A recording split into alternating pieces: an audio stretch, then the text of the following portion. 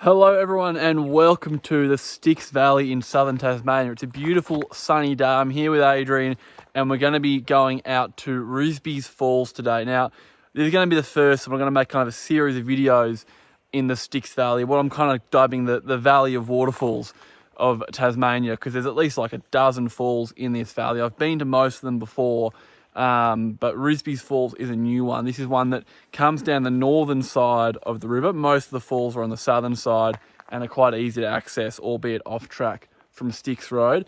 But this one's a bit harder because you have to actually cross over the Styx River. So a good way to start off this series of videos.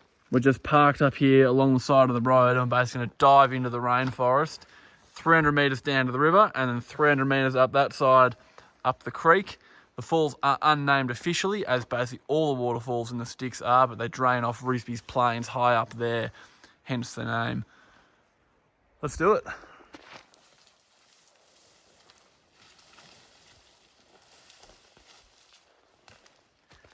Now, touch wood, it could always go to shit later, but what you're seeing now is why I love hiking in the Styx.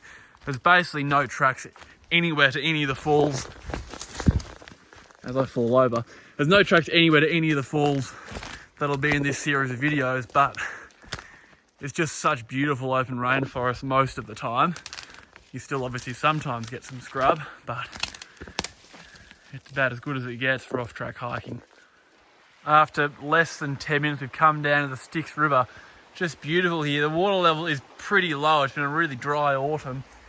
Now we're a little ways downstream of where the creek from Risbys Falls flows in, so we're going to sort of make our way upstream, find the path of least resistance and cross over the river where possible.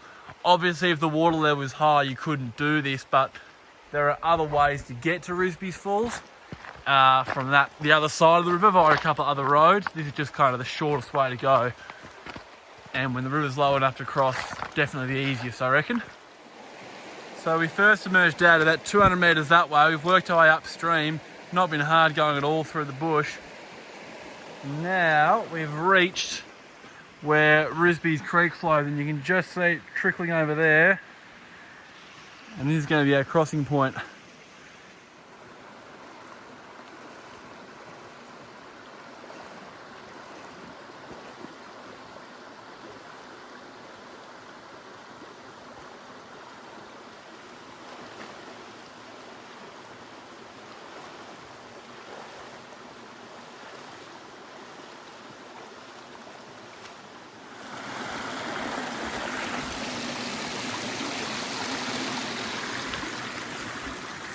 $750 metres that way is our falls. Let's do it. Thick, dense rainforest. Here's the first bit of sunlight we've seen in a little while. There's a bit of a clearing here, but just the moss is incredible everywhere. Making pretty steady progress though. It's not been hard going, just a lot of rotted logs and a lot of very wet undergrowth. Special in the fungi world.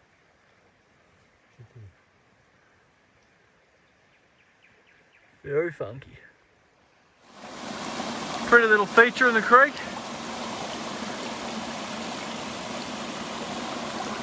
Such low light, the camera's barely picking up anything as we go through here. But I'll make good photos at the falls, hopefully.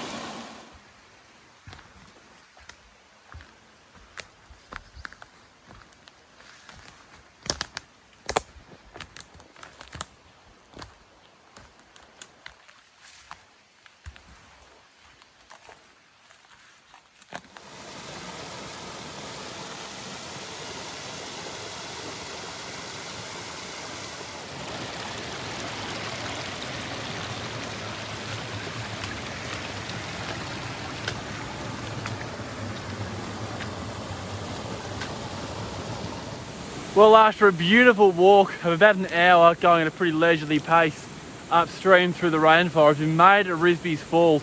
So 1.4 k's, 1 hour to get here. Probably take us less time on the way back.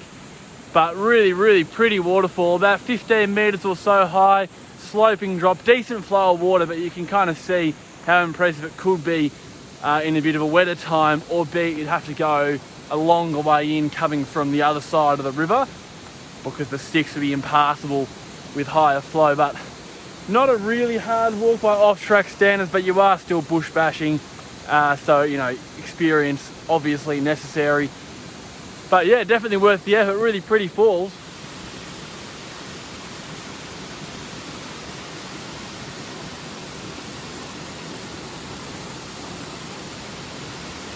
You can really see it higher flow, become a pretty impressive sort of segmented drop there, but the left side's a bit weak today. Still, can't complain given it's hardly rain in the month.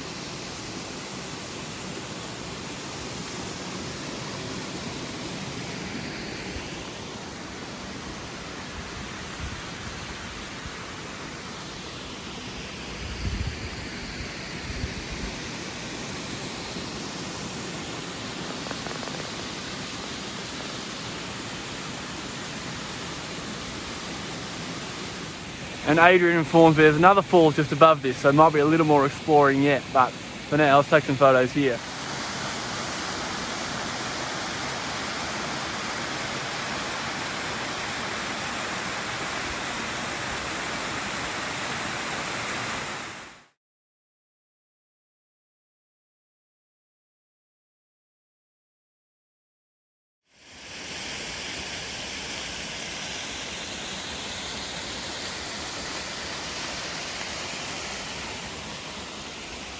Pretty steep, sort of sketchy climb up, but definitely doable. Made it to the top. Impressive view over the falls.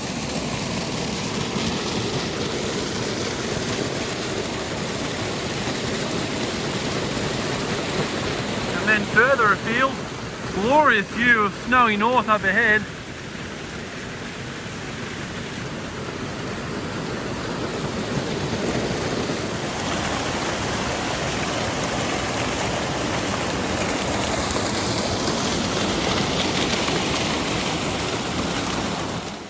There's our upper falls, maybe 100 metres tops upstream of the lower falls, but looks really pretty. Right, we made it to the upper Risbys Falls. Beautiful little falls, maybe a 10-metre drop.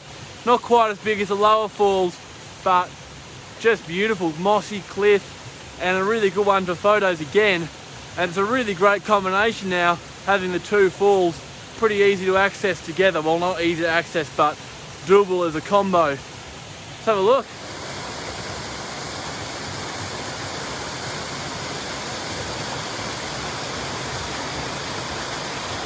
There's actually another little tier just above this one you can see from further down, but it gets blocked off from the base. And again, you can see how impressive, just could be a bit more water stretching that width across the whole cliff.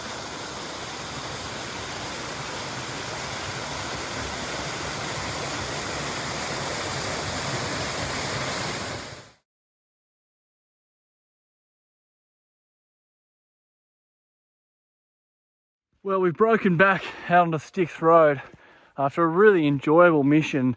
So that wraps up chapter 1 of my Valley of the Waterfalls series I'm going to be doing over the course of this year as a bit of a project. It's going to probably be 10 or 12 parts because there are a lot of waterfalls in the Styx. Probably make it a weekly or fortnightly series is the aim. But Risbys Falls, really beautiful spot, 2 awesome waterfalls. It's obviously off track to get there, so you need to be experienced to have a crack, but as far as off-track walking goes, really not that hard. Minimal bush bashing, just nice sort of rainforest walking, and one of the most beautiful creek walks that Adrian or I have done over our time. But yeah, that wraps up part 1. See you at part 2.